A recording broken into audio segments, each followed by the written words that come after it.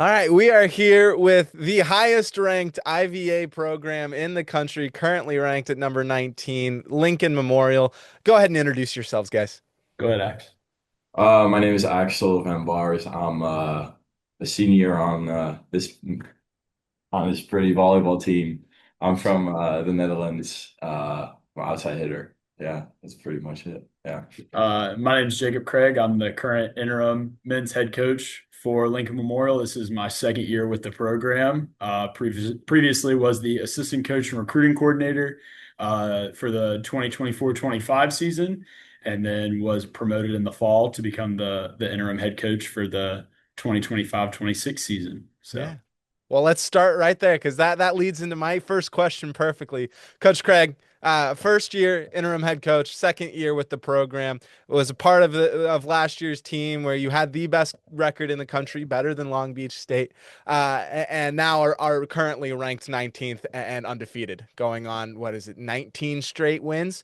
What are you guys working on this season? Obviously, lost a lot of talent, but still that same program to build on last year's success and continue this unprecedented journey for this LMU team. I think you pretty much said it. Like we did lose a lot last year, but we brought in a ton of talent. And I think the main focus is not only building on, the success that this program has had for many, many years, but also kind of creating this new identity that we have, while maintaining the standards that were set by those previous. We can list, countless names of people that have come through this program and have had tremendous success. And while it's our job to maintain that success, the team does look a little bit different than it has in years past. And it's all about, getting these guys ready, but also giving them the opportunity to create their own brand and create their own brand of volleyball while also still sticking to what made this program so great. Axel, you come into this season last year's second leading scorer, but obviously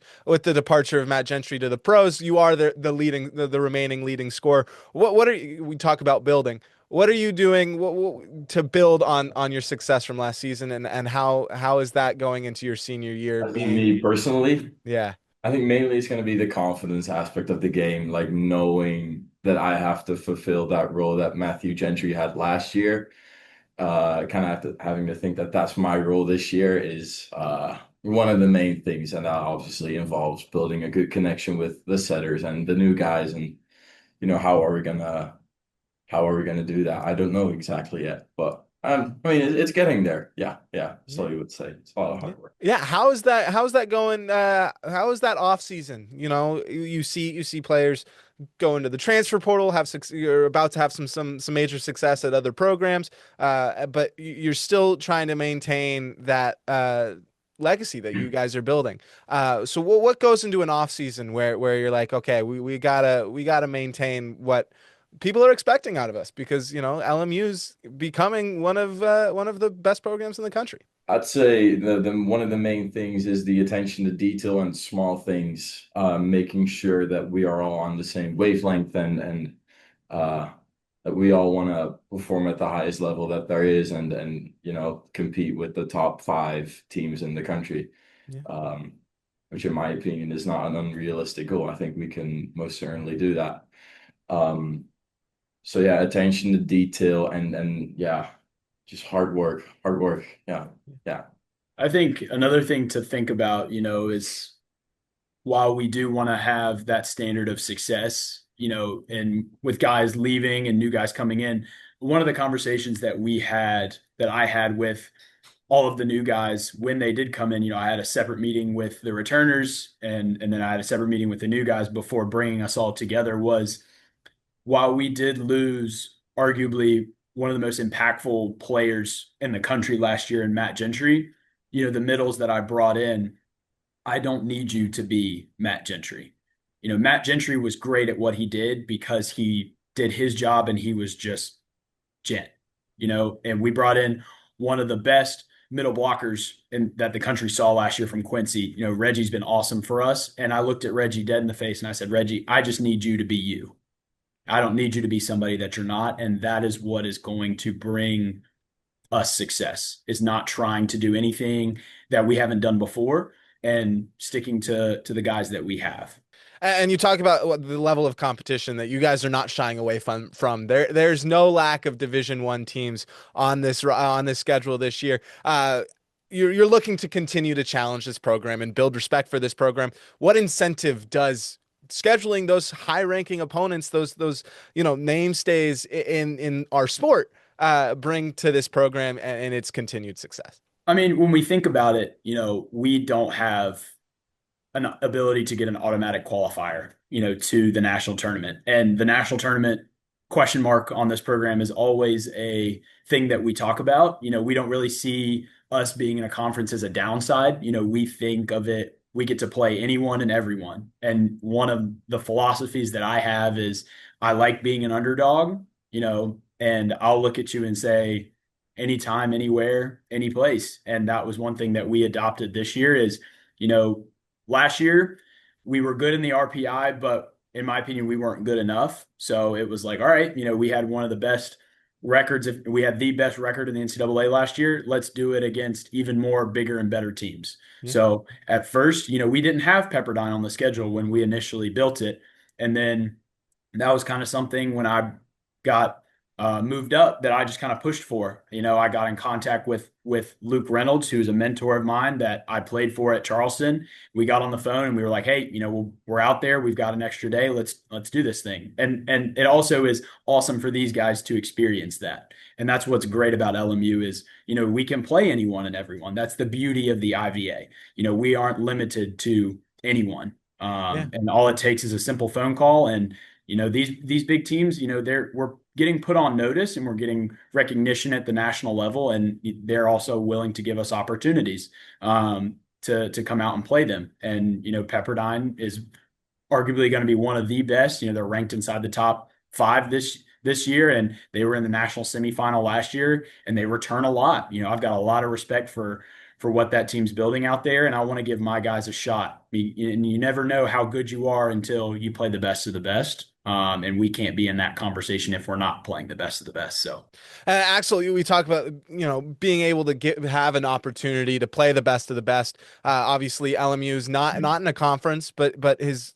built itself up. Why LMU? Obviously, you're coming from the Netherlands. When it came down to making that decision to choose the school that you were going to play for, what about the Rail Splitters? Just was like, yeah, I'm going to have the opportunity to shine at this program. Well, the whole recruiting process was a very long story. Like from start to finish, it took about a year. It was kind of ironic because Charlie Wade, head coach from Hawaii, visited me at home, and we were talking to him first. And I'm a transfer student, so that didn't really work. And he gave the number from the previous head coach, not Brian, but John Cash, the coach before Brian. And the way he was speaking about the guys and the unity and the friendship and everything really attracted me. And it's kind of something that I had before I left to come play in the US, like playing with your best friends and having a lot of fun on the court. And that was also kind of what I was looking for when coming to the US. And now that I'm thinking back about the whole process, I think that unity and friendship was more like stronger here than it was maybe at Hawaii. Maybe I'm wrong. I have no idea, but I don't regret anything at all from coming here. No, not at all. Yeah. And I wouldn't expect you to. You can only speak so much to what you know, and what you know is LMU. Yeah. Coach, you hear that, and what goes into building a trust like that, culture like that, that a lot of programs you could say don't have that nowadays. So, people see the name on the jersey, the ranking in the AVCA poll, but they don't understand what actually goes behind it. Obviously only 2 years in the program, but what are you doing to kind of maintain that? I definitely think that a lot of it goes into, like you said, the trust aspect. Trust isn't just a one-way street. These guys go out, they play for the Splitter logo on the front of their jerseys, but at the end of the day, I'm the one that sends them out there. And one of the big philosophies that I had and that I've developed from, playing for Luke especially was that I want to be a coach that these guys want to play for. While they commit to the university, they commit to their education, because the diploma that they hang up in their house or in their office is going to have the university's name on it. They play for us. And going back to the trust aspect of things, it definitely was something that I adopted early. Was like, okay, these guys are going to want to play for me and play for this program. So I'm going to trust them, but I'm also going to need them to trust me as well. And if that works, they're gonna want to play for each other. They trust the guy next to them. They trust that coach is going to have their back. And when you don't have that trust is kind of when you see those different things when adversity hits happen that you don't normally see, especially at the pro level. Those guys trust them day in and day out. And I think one of the things that we've learned this year is going off of that trust thing and that bond that these guys have is that they go to war with each other in here. They get after it more than I do. They get into each other, they chew each other out, and they hold each other accountable. And I think that's what not a lot of programs really look into. I hardly ever have to get on to the guys about effort and attitude and all that kind of stuff because I know that they're going to be the ones to take care of that. If a guy isn't showing up, it's not me that says anything. It's their best friend. It's their teammate.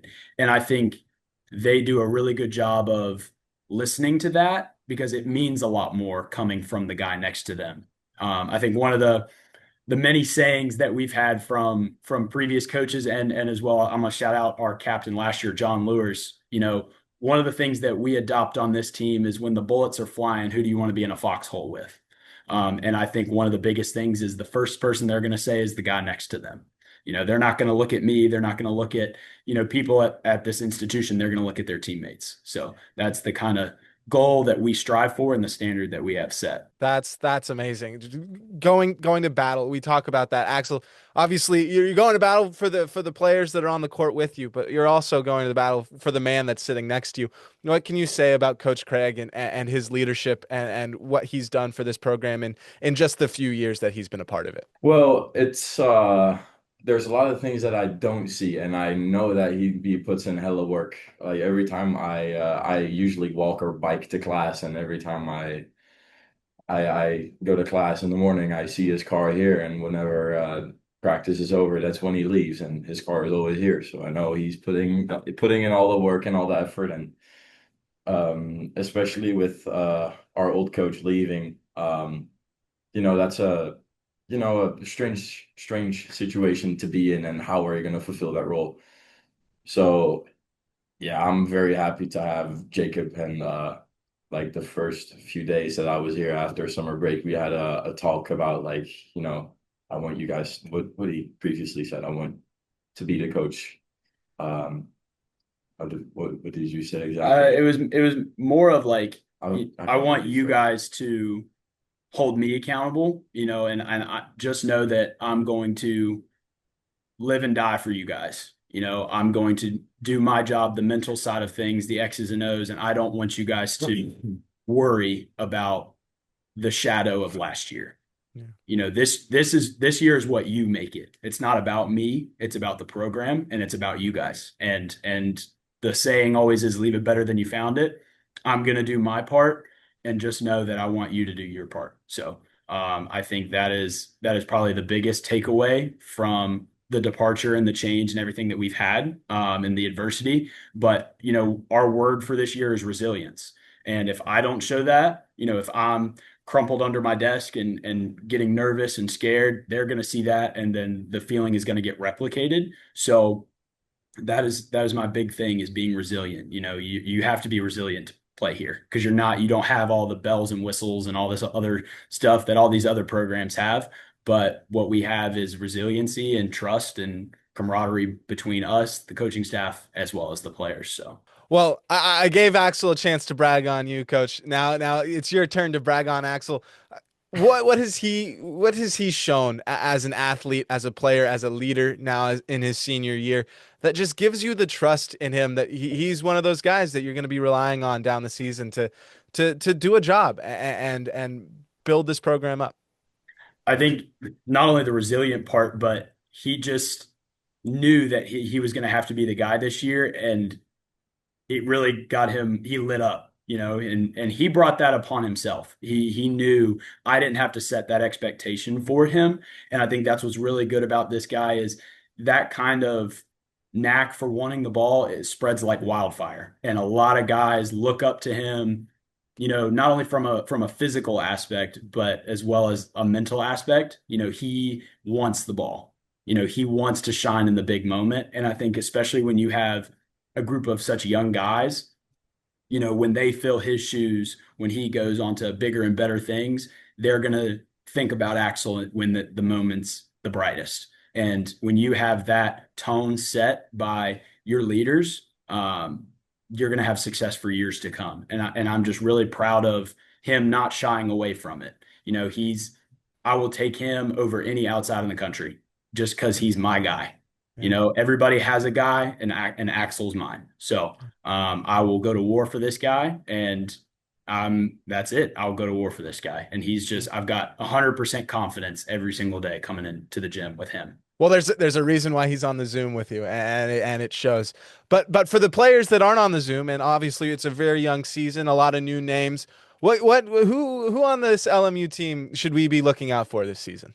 He has the title, and I kind of gave it to him last year, is our unsung hero, and that's definitely Johan Negron. He kind of shot a little bit under the radar, because we had the Gentry, the LEL, Axel on the left side, and so he kind of got a little underlooked over there. And so I definitely think that he's a senior this year too, and his moments here. I definitely think that he's got everything that it takes to be a top 10 opposite in this NCAA. And especially when you mirror him with this guy, he can go a little underlooked and undervalued, but we wouldn't be here if it weren't for him. Another guy that we really are excited for, obviously, we've got Reggie from Quincy, the middle blocker, and what has surprised us the most is definitely the attacking side of things. I definitely think that while he's named as the middle blocker, his attacking has definitely taken a huge step forward compared to last year, and it's just repping it out with our setters and getting that connection going. So he's definitely another one that we're really excited for, and it's going to take a load off of these guys. And then the last one that I definitely think is going to open some eyes is our libero, Zach Zion, who's a transfer from DUville. DUville is one of those kind of up and coming programs, doesn't really have their name out there yet. So we were really lucky. He was a steal for us in the portal. He's a really hard worker. He's the definition of I'm going to put my head down and I'm just going to go to work. And he's kind of ran away with that. Losing arguably one of the best serve receivers in the country last year and Tate Coleball, we had some big shoes to fill. And Zach knew that. And he just kind of, again, put his head down and said, I'll do it. Why not? So those are definitely some guys that you guys are going to need to watch out for, and don't be surprised when their name pops up on any kind of social media or across the board. So, Yeah. Well, you hear, because obviously you got guys transferring out, but you still have guys transferring in from schools that are in conferences. So not being a part of a conference isn't a downside for being a mainstay program, being a program that people can recognize as I'm going to come here, I'm going to get better. Obviously, a lot of pros and cons, but it would be nice to be in a conference. There's no lie there, because we talked about earlier being able to make it to an NCAA tournament, having a chance to fight for an automatic qualifier, because otherwise you're trying to fight for an at-large bid and you're going against top teams in the country. Obviously, we've seen the success that you guys have had, and just being able to compete at such a high level. Does that scare conferences? I feel like I know the answer to this, but is there, they see LMU number 19 in the country and they're like, man, that's a really good team. I'm scared of them. I don't want them in my conference. Pros and cons, but I feel like you have something to say about that. that's it. Like I knew this question was going to come up in this interview, and I really didn't want to answer it, but I'm definitely going to have to. And that's it. Like whether people know it or not, we try every year. Like that's it. We've tried every year to get into a Conference Carolinas, the MIVA, we've tried. And I don't want, like, I love all the coaches in these conferences, and I don't want to say it's because they're scared, but I'm going to let the people kind of decide what their opinion on us is.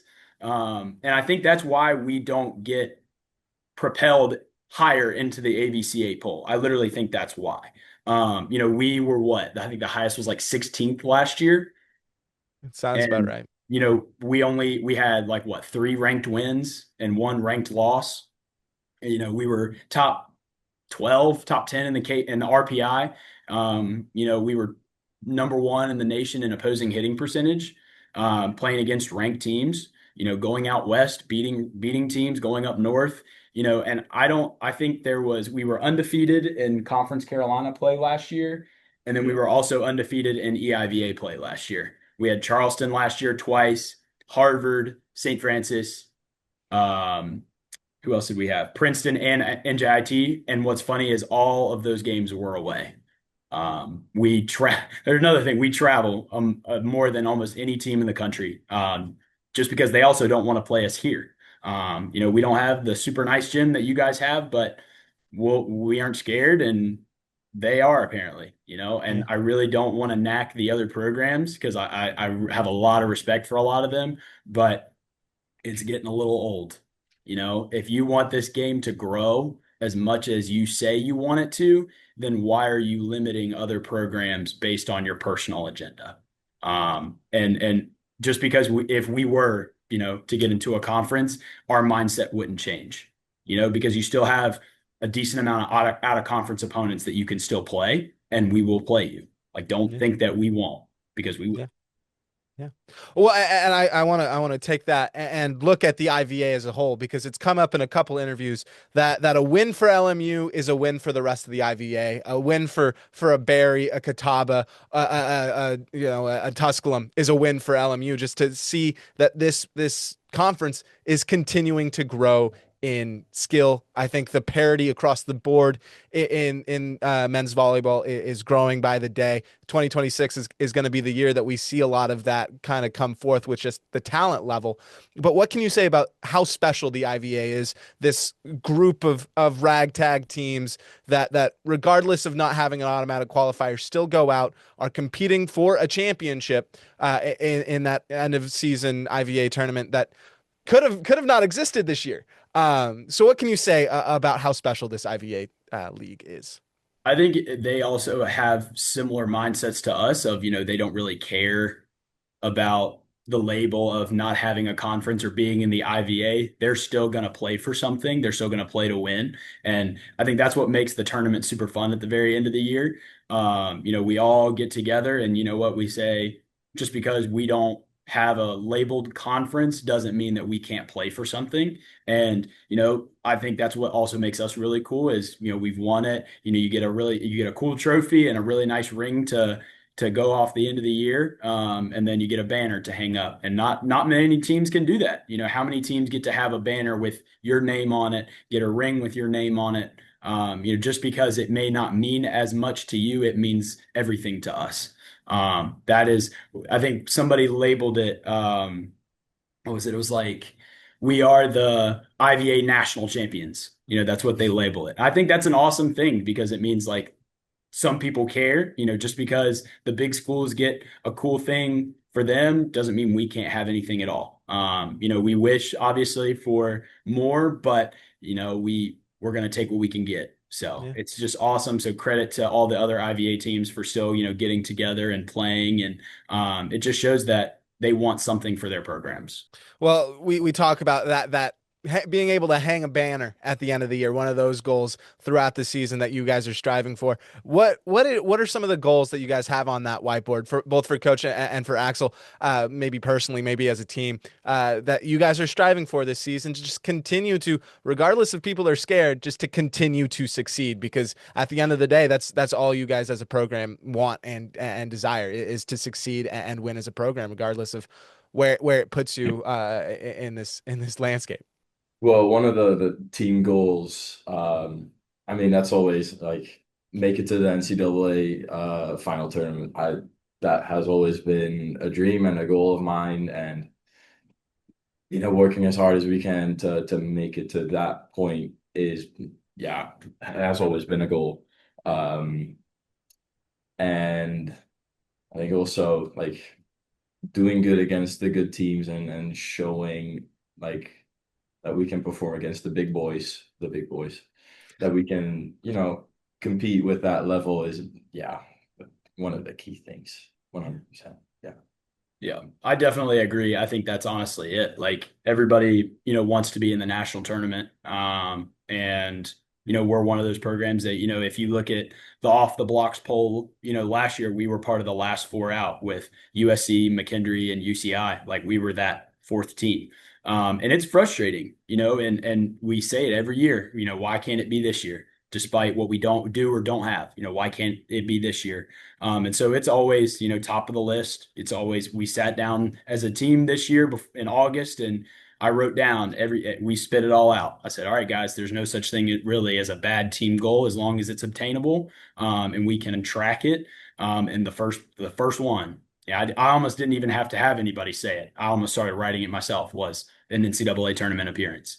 And it's hard for these guys to process that. It's because you look at the teams that were in the tournament last year, Fort Valley State, Mount Olive. You look at teams like Belmont Abbey, King, 2 years before that, NGU, Penn State usually is always in it, but we've also got Princeton. Princeton was in it a couple of years ago, and we've beaten all of these teams. Majority of the time, pretty handily. I think we 3-0'd Princeton last year. 3-0'd Belmont Abbey. Lost swept Fort Valley, beat Mount Olive in 4, which is a phenomenal team, and every single one of the games except for the Fort Valley one was in their gym. So I think one of the questions that we've really got to start asking ourselves is, some of these coaches, especially the number ones like the Long Beaches and all that kind of stuff, they've got a lot of respect, for these programs, but in the last maybe 5 to 7 years, how many times has a school out of any of those conferences won a playoff game? It's been one, and it was in 2022 when NGU beat Princeton in 5.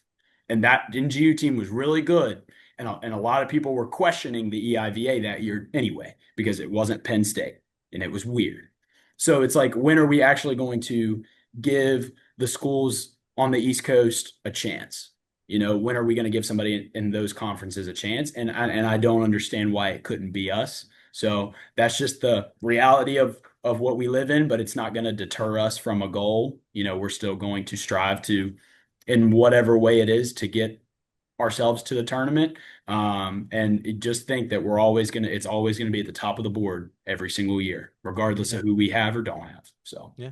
Well, that's the thing, we've got an expanded tournament. So the leaving people out is a little less. I don't know how to put it, but just being able to have an expanded tournament gives there a little bit more leeway to have conversations about whether a team deserves to be in it. You guys, again, with the schedule you had last year, with the talent that was on that team, there's a conversation to be had, but more conversations will be had with the schedule that you guys have this year, the talent that you continue to have. What about that expanded tournament? It just makes your eyes light up and be like, okay, if we're getting snubbed again this year, we've got some issues that go beyond just scheduling. To be honest with you, this is what makes me just being a coach very fun, is because I don't have to have those difficult conversations. I can just give it to you the way it is. If we go out and we beat all these teams that we say we're going to beat and have the success year after year, you almost can't not have us in the tournament. It's the same thing with, if you've got two guys that are battling for a starting spot. I think my word of advice is, give me a reason. Don't give me a reason to have you off the court. Don't give us a reason. Don't give us a chance to not be in the tournament, because I guarantee you it doesn't matter. You never know. We will come in and we will beat you. I look at LMU and I kind of compare it to and tell me if I'm wrong, but like you guys are a mid-major, and I look at it as a mid-major in college football, and you see the talent that mid-majors in college football, and they succeed, and they go to a major school in the SEC, the Big 12, whatever.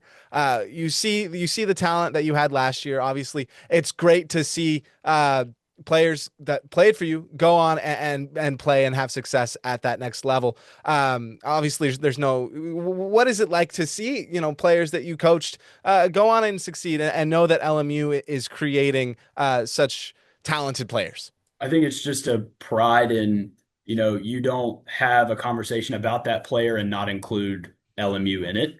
If we take a look at, let's take a look at LEL, for example, who's now at Ohio State. I am very proud of him for getting to where he's at. But also at the same time, you can't say LEL Salvatores without saying LMU.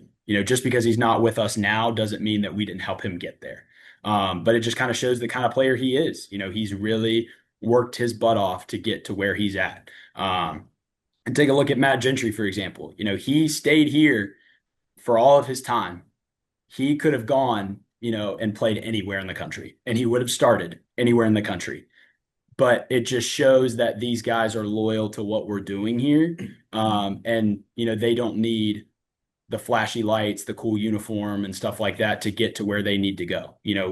What we've got here suffices and is just fine. And it just kind of shows the kind of people that we are wanting to recruit. We don't want one and dones. We don't want, I'm going to play 1 year and develop and then go into the portal. We strive on loyalty and commitment to this place, and it just kind of shows what talent we're looking for. Are we looking for the 5-star recruit that will be a one and done? It would be nice, but I would rather have somebody maybe that isn't as good that is willing to stay and develop this program and leave it better than they found it 4 years later. So, yeah. Well, for both of you, got a lot of big games this season. We've already talked about it.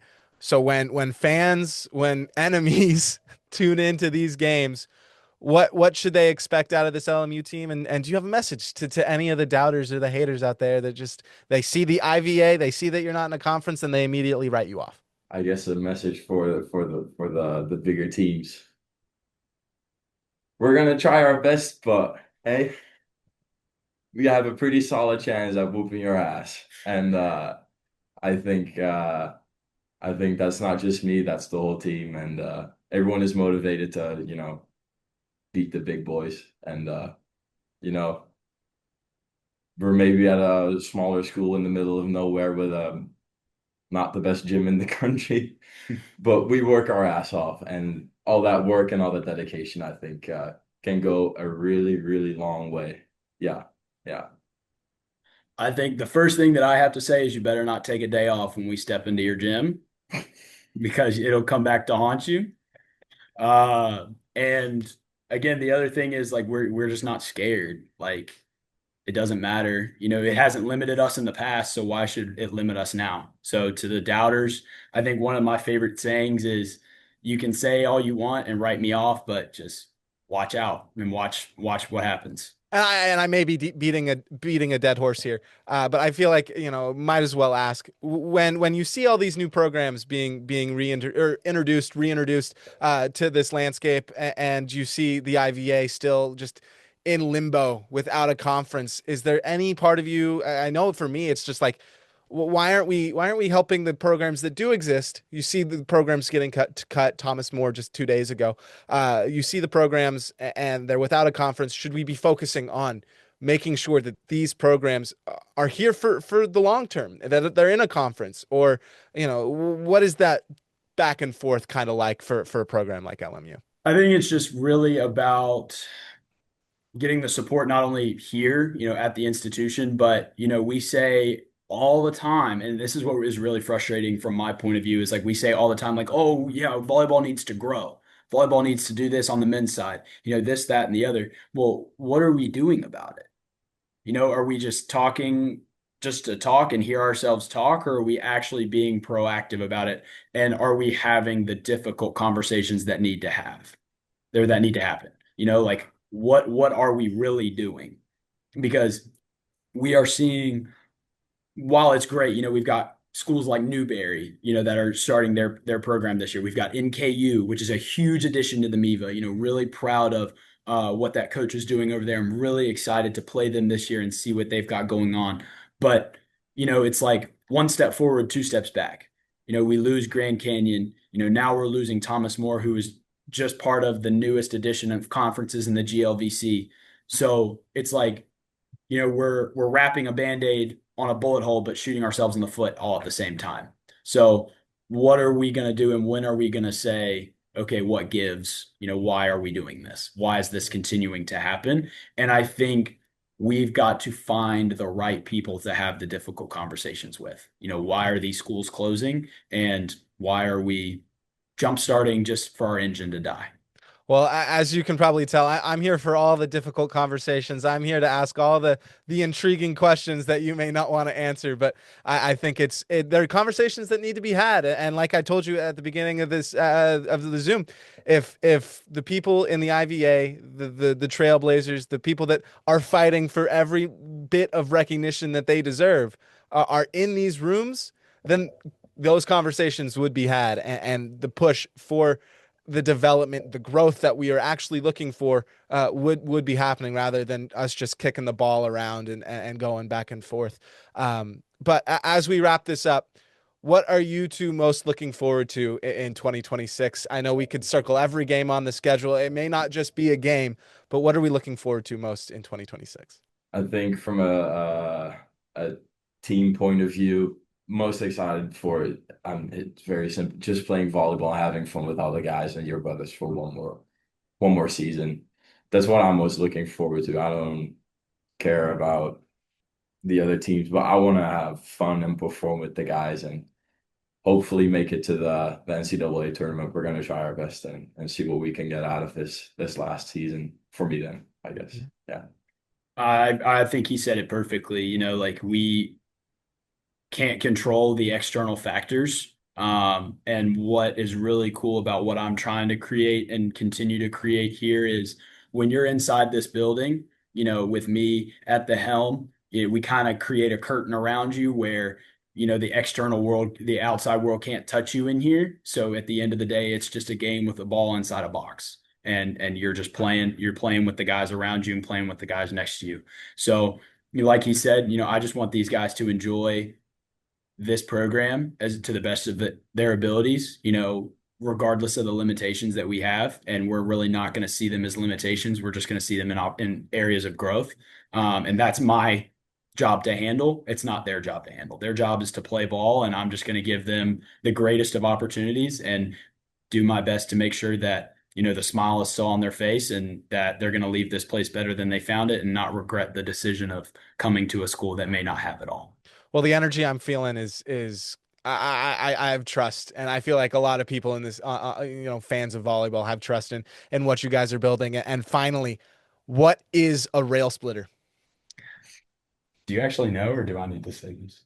Go for it. I got it. So, of course, the whole Lincoln we're based off of Abraham Lincoln's values. So a rail splitter, it was the nickname that Abraham Lincoln was given when he was running during his run for president. So you see like people throw or the parties and the candidates throw their own rallies in the modern day, but back then in the 1800s they didn't the candidates didn't throw their own rallies. So when Abraham Lincoln was running, he needed to have a nickname. So all of his followers that were throwing these rallies, doing this campaign trail on his behalf, because of course he wasn't doing it, they called him the rail splitter candidate because when he was a lot younger, that's the kind of work that he would do. He split rails for the work for the innovation of this country. And that's why sometimes you see the Abe head, you have